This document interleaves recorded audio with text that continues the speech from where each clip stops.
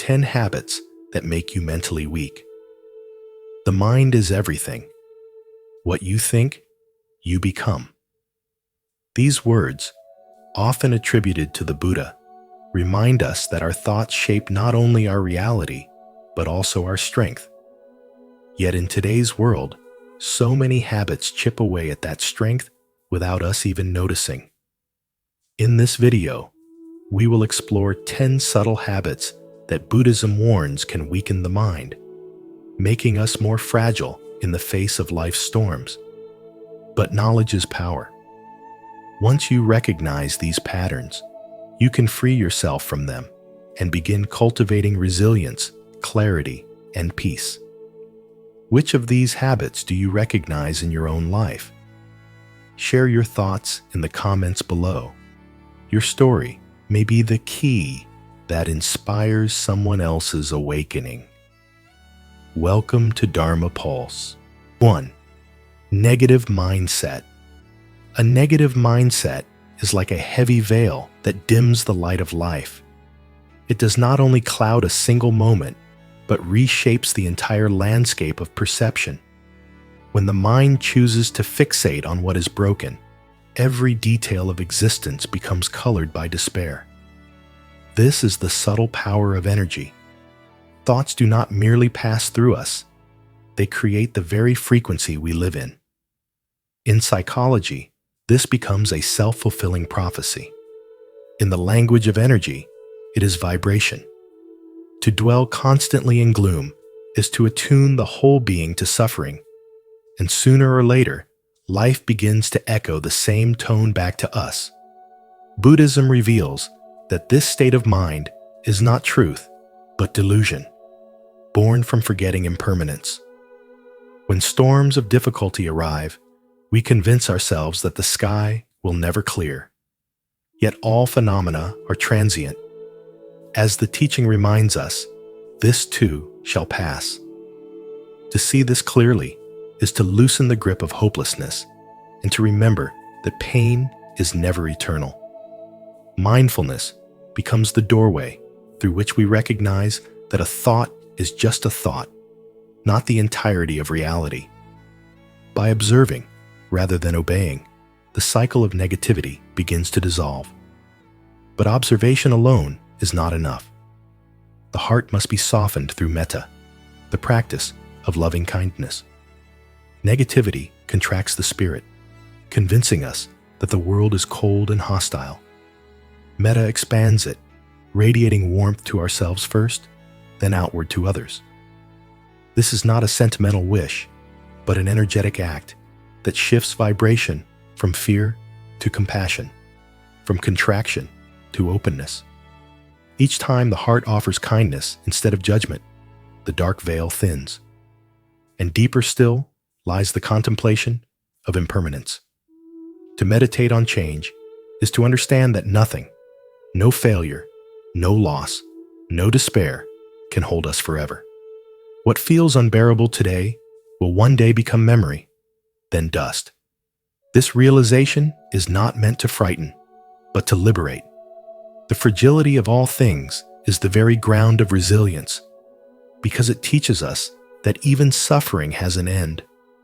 In the midst of modern life, negativity often disguises itself as sophistication, cynicism, constant complaint, endless worry. These are nothing more than shadows of the same weakness. The antidote remains timeless.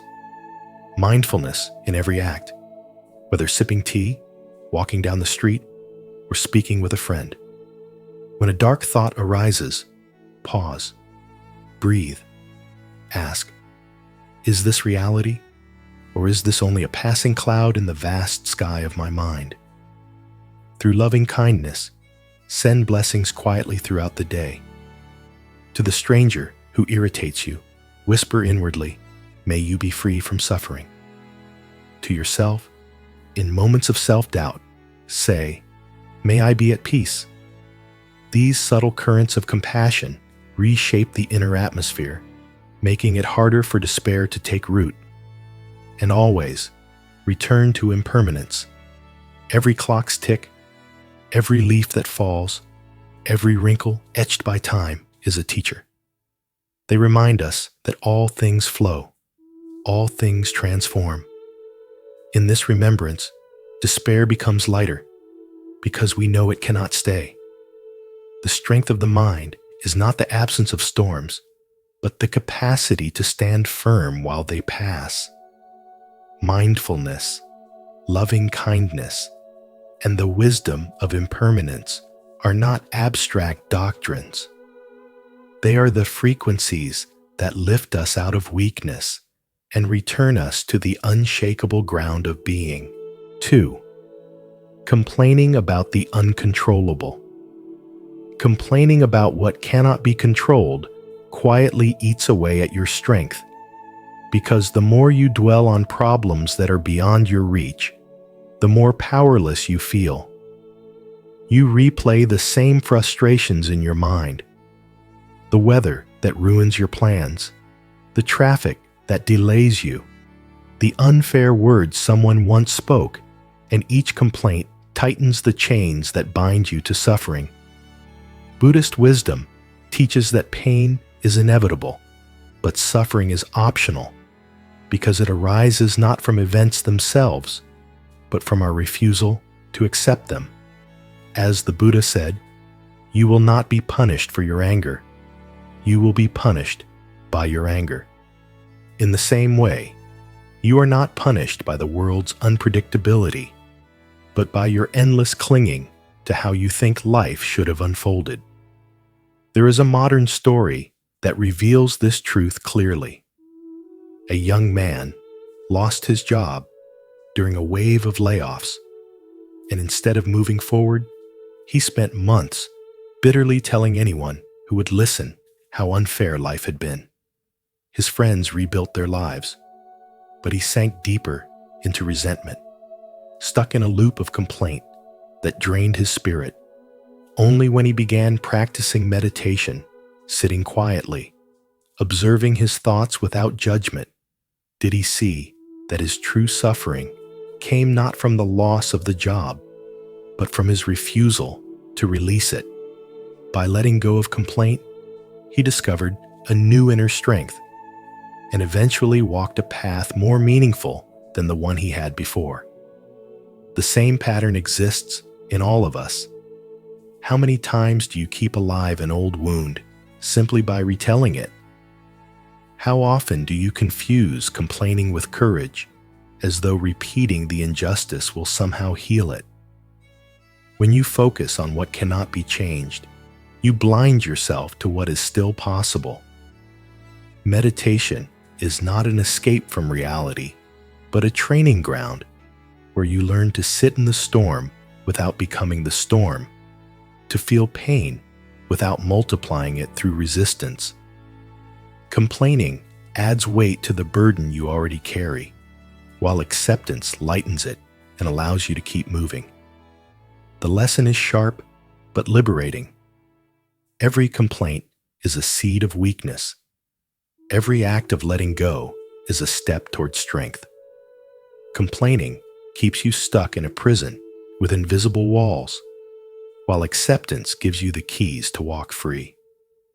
True power lies not in controlling every detail of life, but in choosing what you give your energy to.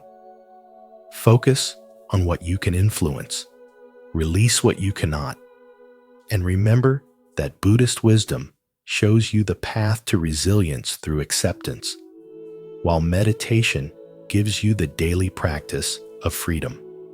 In choosing silence over complaint and clarity over resistance, you stop feeding the fire of weakness and begin to embody the quiet strength that cannot be shaken.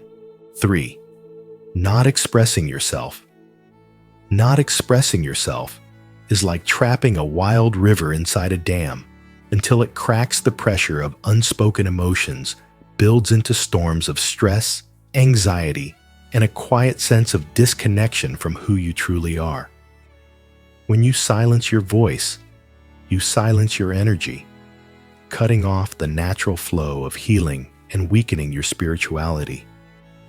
Bottled feelings don't disappear. they harden into invisible weights that make every step in life heavier. Have you ever felt that suffocating tightness in your chest after swallowing anger or sadness? That weight is not weakness itself, it is truth demanding to be freed. Society teaches you that silence equals strength, that smiling through pain is noble, but silence without awareness is not strength, it is self-betrayal.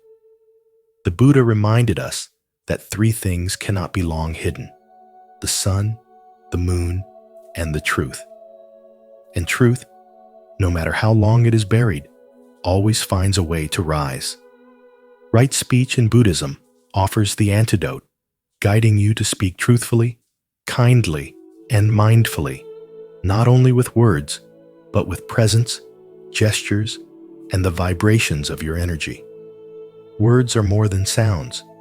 They are ripples in the ocean of consciousness. When they carry bitterness, they spread poison, but when they carry compassion, they bring healing.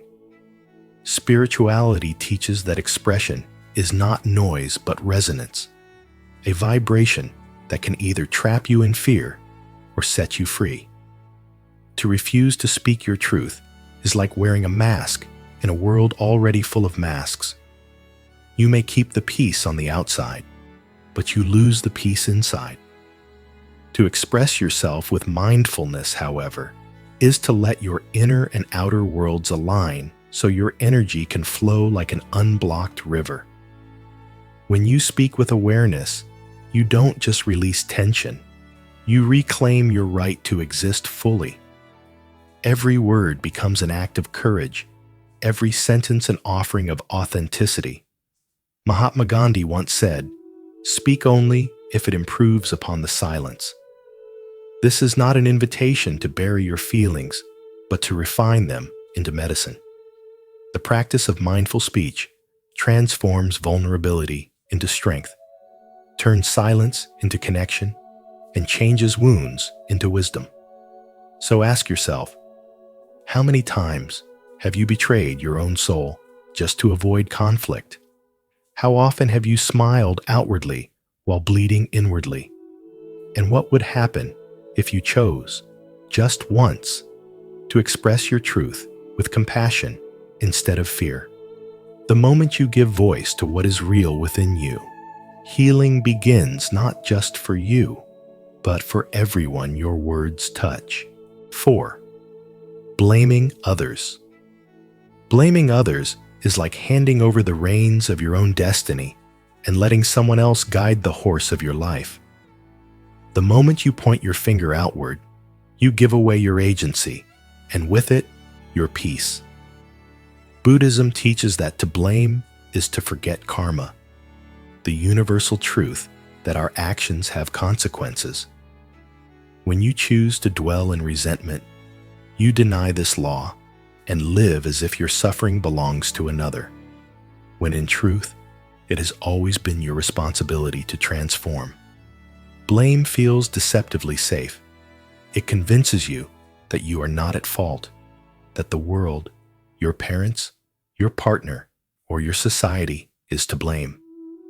Yet this safety is an illusion, no different from drinking seawater when thirsty each sip leaves you more parched, more enslaved to bitterness. As the Buddha said, we are shaped by our thoughts.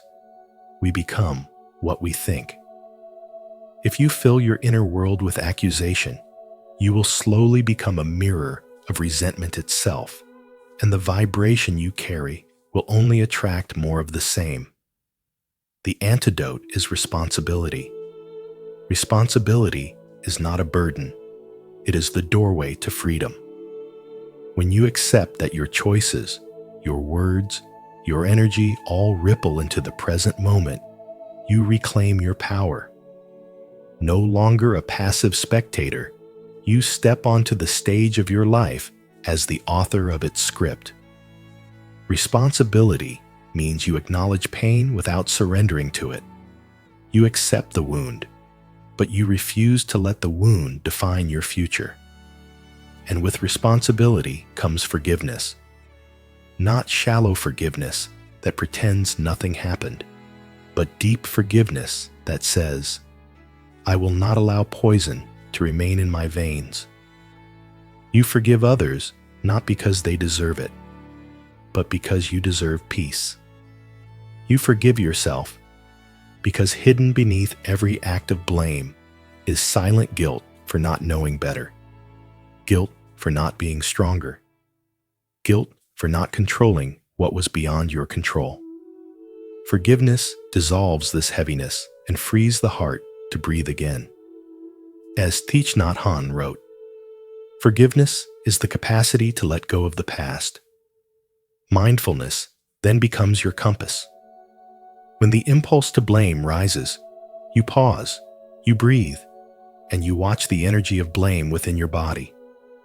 You will feel its weight, tightness in the chest, tension in the jaw, the dull ache of anger. And then, with awareness, you release it.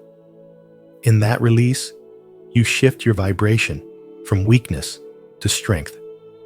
The more you practice this, the more you learn that the true prison was never other people, but the walls you built inside your own mind. Blaming others makes you mentally weak because it binds you to the past and leaves you powerless in the present. Taking responsibility, practicing forgiveness, and living with mindfulness awakens a higher frequency of being, where you are no longer a victim of life, but a conscious creator of it. And in this state, blame dissolves like mist under sunlight, leaving only clarity, freedom, and resilience. 5. Fantasizing instead of visualizing.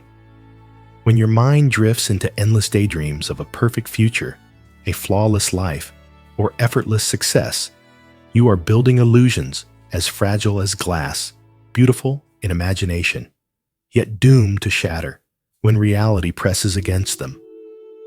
Fantasizing is not the same as visualizing.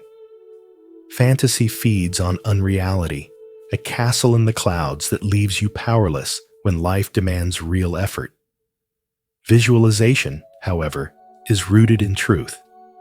It is the discipline of seeing clearly while remembering the law of impermanence, shaping intention into action. Buddhist wisdom reminds us that clinging to illusions multiplies suffering, for holding on to fantasy is like trying to clutch flowing water. The tighter you hold, the quicker it escapes. Through meditation, you discover that strength is born not in dreaming of outcomes, but in uniting right intention with right action.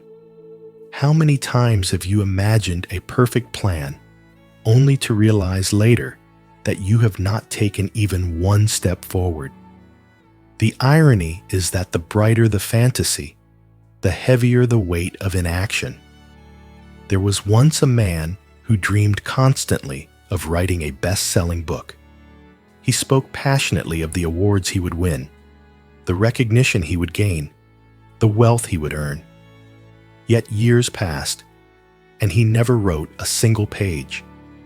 His fantasy became a cage, numbing his will to act, while others, less talented but more disciplined, quietly wrote each day until their words touched the world.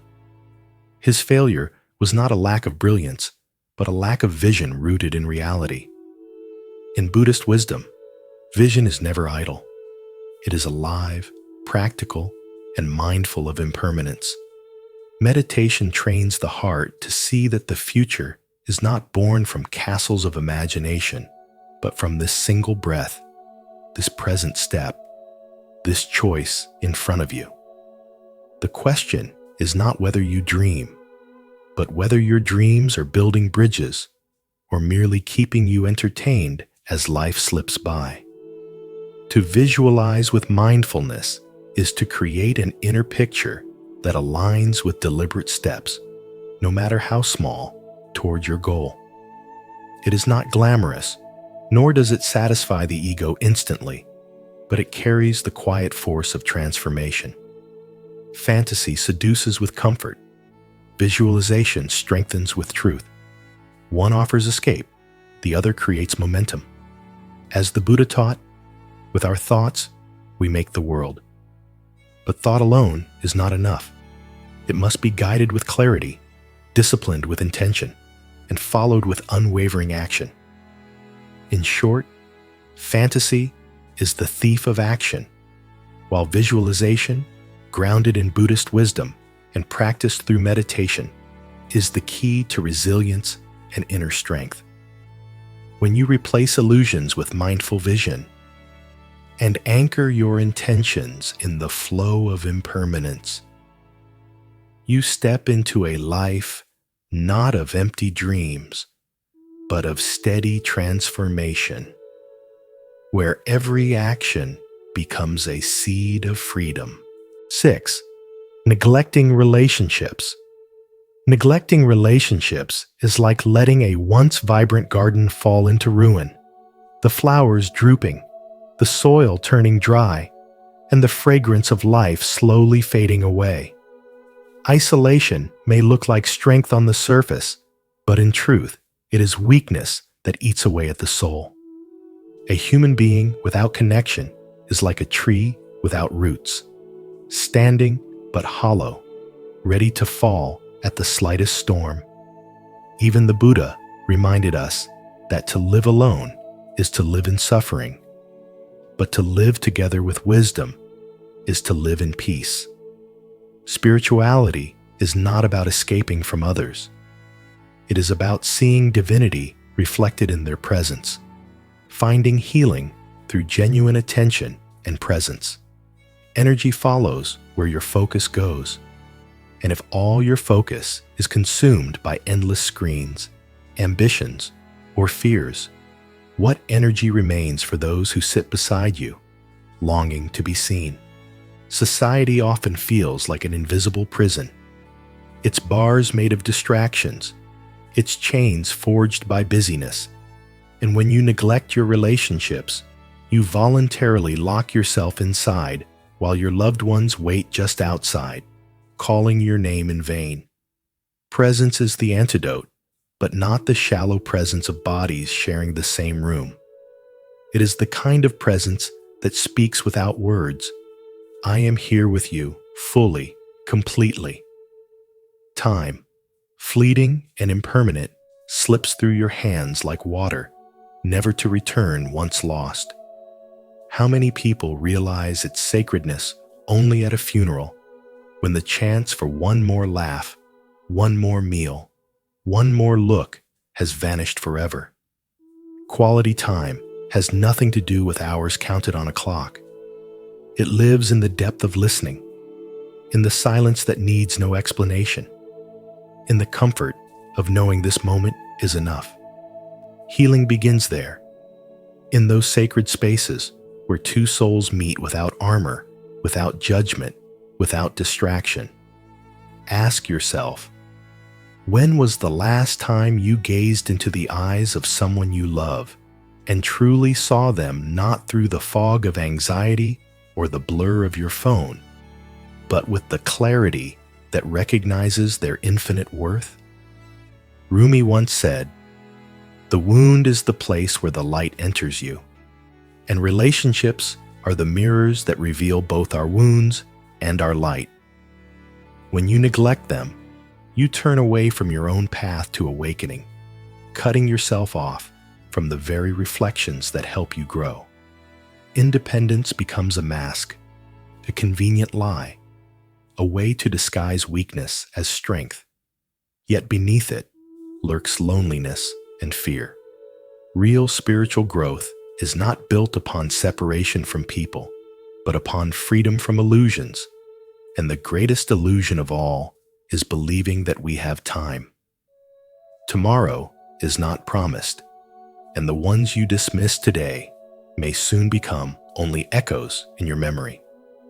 The question remains, will you choose love over convenience, presence over distraction, depth over superficiality?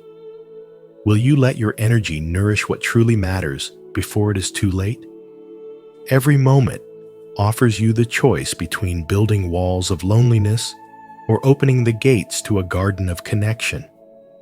Strength of the mind is not forged in isolation, but in the warmth of love, the courage to communicate with honesty, and the wisdom to cherish every impermanent moment as if it were your last. 7. Letting emotions rule you. When emotions rule your mind, you are like a fragile ship tossed helplessly on a stormy ocean. Every wave of anger, fear, or sorrow crashes against you, pulling you away from your true direction. In Buddhism, this habit is seen as one of the greatest weaknesses of the mind, allowing emotions to dominate instead of guiding them with awareness. The Buddha taught, holding on to anger is like grasping a hot coal with the intent of throwing it at someone else. You are the one who gets burned. When you let reactivity take control, you wound yourself long before the world can touch you. Emotions are inevitable storms, but surrendering to them means losing your freedom to choose your path. Psychology calls this reactivity, and energy science shows how dwelling in lower vibrations, resentment, jealousy, rage, drains your entire being. A single harsh word can poison an entire day. Such is the cost of giving power to the storm instead of mastering it. The medicine is mindfulness. Mindfulness does not mean suppressing emotions, but observing them without clinging. It is the art of letting anger rise and fall like a passing cloud rather than mistaking it for the entire sky. Within mindfulness lies the sacred pause, the moment between impulse and action. Viktor Frankl wrote, "Between stimulus and response, there is a space. In that space is our power to choose our response." Buddhism calls us to live inside that space, to choose clarity instead of chaos. Alongside mindfulness is emotional intelligence, the wisdom to name, understand, and transform emotions rather than being consumed by them. If anger is fire, emotional intelligence is the cooling water. If sadness appears, instead of collapsing, you ask, what truth is hidden here? What wound is calling to be healed? In this way, emotions become teachers rather than tyrants. And there is metta, the practice of loving kindness. When you meet your emotions with compassion instead of judgment, they lose their grip on you. Loving kindness is the calm eye of the storm. It does not deny the winds, but it remains untouched at the center. By practicing metta toward yourself and others, you learn to respond with softness rather than striking back in fury, to speak words that heal rather than words that destroy. In a world that constantly provokes us with noise, conflict, and distraction, the ability to remain steady is not luxury, it is survival. The reactive person is a puppet pulled by every string of circumstance. The mindful person, grounded in awareness, is the master of their own inner kingdom.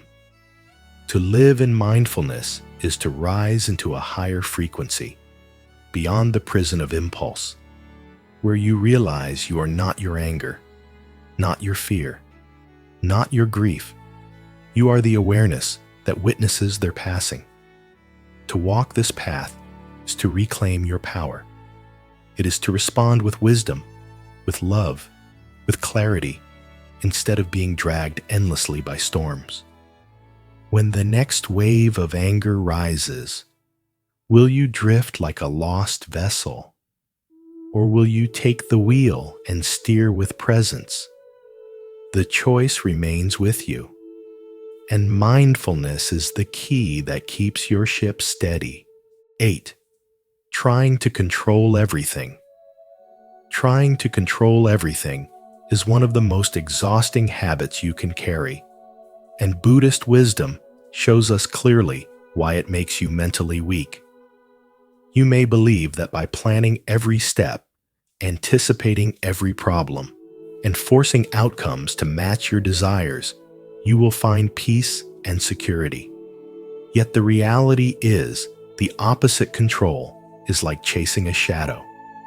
The closer you think you are, the further it slips away. The Buddha taught that clinging is the root of suffering, because life itself is impermanent, unpredictable, and beyond anyone's grasp. The tighter you hold on, the more restless and frustrated you become, and in that, grasping your mind grows weak. Consider the countless moments when your carefully crafted plans collapsed in an instant. An illness, an unexpected crisis, or even the loss of someone dear. Did control protect you then? Or did it only deepen the despair when life unfolded in ways you could not bend? There is a young woman I once knew who lived as if her life were a military operation. Every hour of her day was mapped out, every step of her future laid down like a script, every interaction weighed and judged. From the outside, she seemed disciplined and successful, but inside, she was suffocating. When her father suddenly became ill, her plans shattered, and her sense of self unraveled. For weeks, she drowned in fear and anger until she stumbled into a small meditation class at a Buddhist center. There she discovered that meditation was not about emptying the mind, but about loosening her grip on control. Slowly, she realized that strength was not in bending life to her will, but in facing life exactly as it is. Her story mirrors a truth that applies to us all. Control is a cage, but letting go is a doorway to freedom. Have you ever felt that relief when you finally stopped resisting, and life, almost magically, began to flow with more ease? The antidote to this weakness is not indifference, but non-attachment and wise surrender. Non-attachment does not mean you stop caring. It means you learn to care without clinging. You can pour your effort, love, and energy into something without chaining your happiness to the result. As the Buddha said, you only lose what you cling to. Surrender in this sense is not giving up, but opening up. It is having the courage to release what is beyond your reach and to trust the unfolding of life, even when you do not understand it. Ask yourself, is true strength not the ability to stay calm in uncertainty, rather than needing to control every outcome? Is wisdom not the capacity to do your best with what you have, while letting go of the illusion that everything is in your hands? Meditation becomes your daily training in this art of letting go. Each time you notice your mind wandering and gently bring it back, you practice surrender. You practice non-attachment. You practice freedom. So reflect for a moment how much of your exhaustion comes from the weight of controlling life rather than from life itself. What would happen if you shifted your energy from control to trust, from clinging to opening, from fear to presence? The lesson is simple, yet transformative. Life does not demand your control. It calls for your awareness.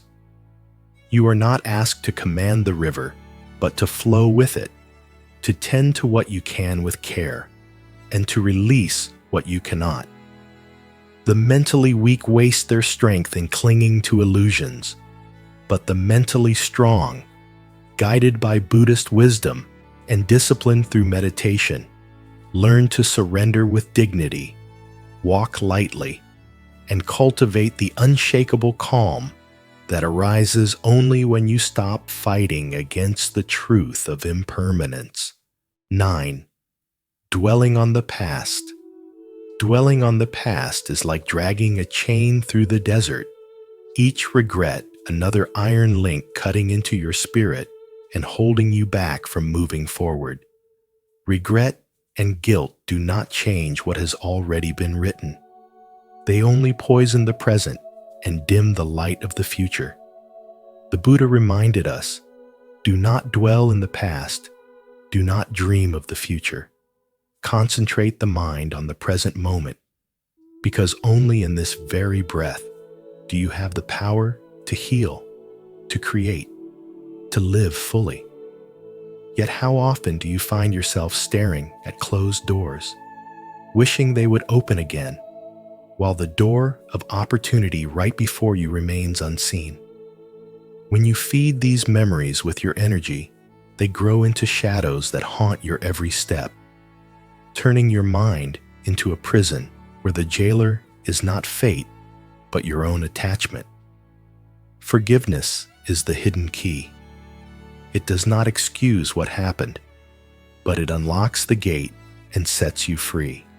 Self-compassion is the water that softens the hardened soil of your heart, allowing new seeds of growth to take root. Mindfulness is the flame that burns away the fog of yesterday, revealing the path you are standing on right now. Carl Jung once said, "I am not what happened to me. I am what I choose to become." And within that choice lies your true power. Spirituality teaches that energy is never destroyed but transformed. And when you transform the energy of regret into the energy of forgiveness, you turn a heavy burden into wings. Ask yourself, what would your life feel like if you stopped pouring water on the weeds of guilt and began nurturing the flowers of presence? Healing is not forgetting. It is alchemy. It is taking pain and reshaping it into wisdom, taking loss and reshaping it into compassion, taking wounds and reshaping them into gateways of light. When you learn to release the grip of yesterday, you discover that your past was never meant to be a prison. It was meant to be a teacher. The question is whether you will remain a student chained to old lessons, or a master who carries them lightly while walking boldly into the present. 10. Worrying about others' opinions. To live in constant fear of others' opinions is to hand over the key to your own prison. When your sense of self is chained to the approval or disapproval of society, you begin to lose the very essence of who you are. You no longer act from truth, but from performance. No longer speak with authenticity, but with calculation. Buddhism teaches that this attachment to external validation is nothing but another layer of illusion, a veil that keeps you from touching your original mind.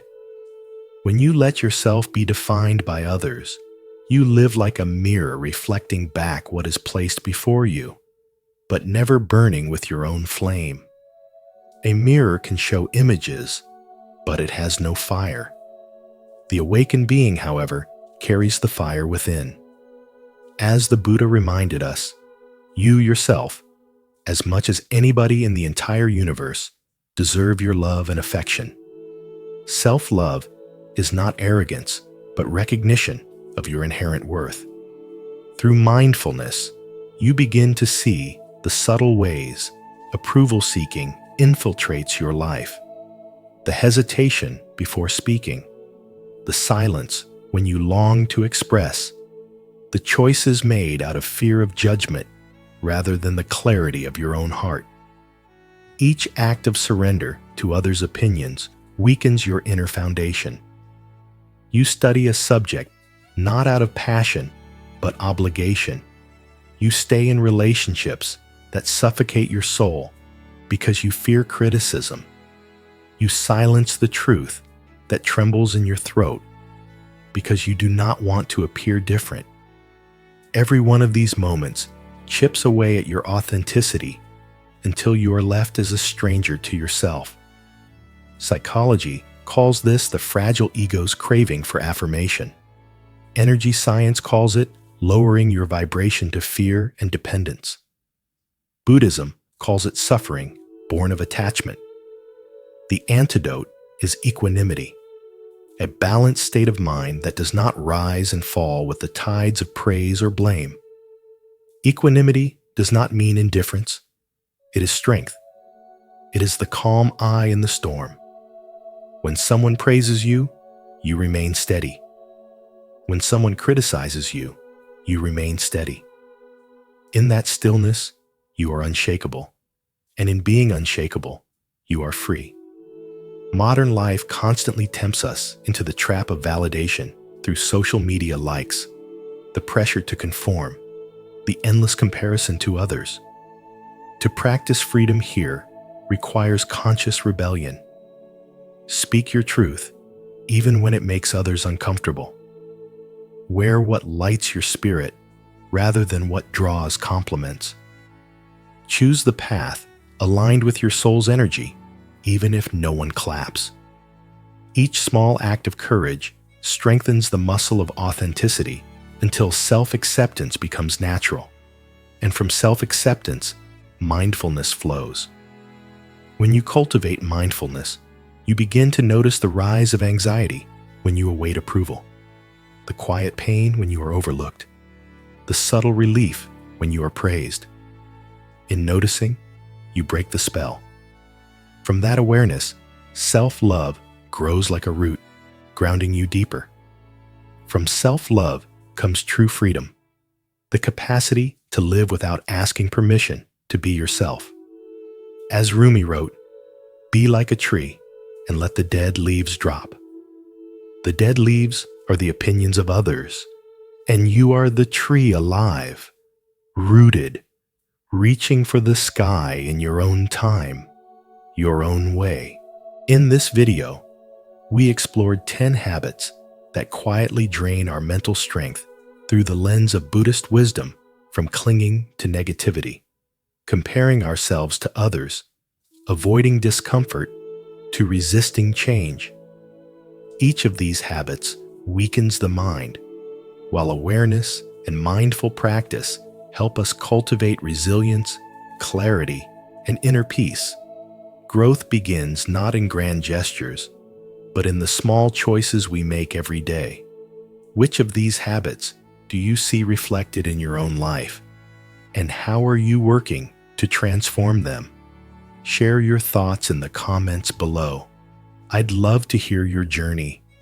If today's message from Dharma Pulse resonated with you, don't forget to like, subscribe, and share this video so together we can build a community rooted in wisdom and strength.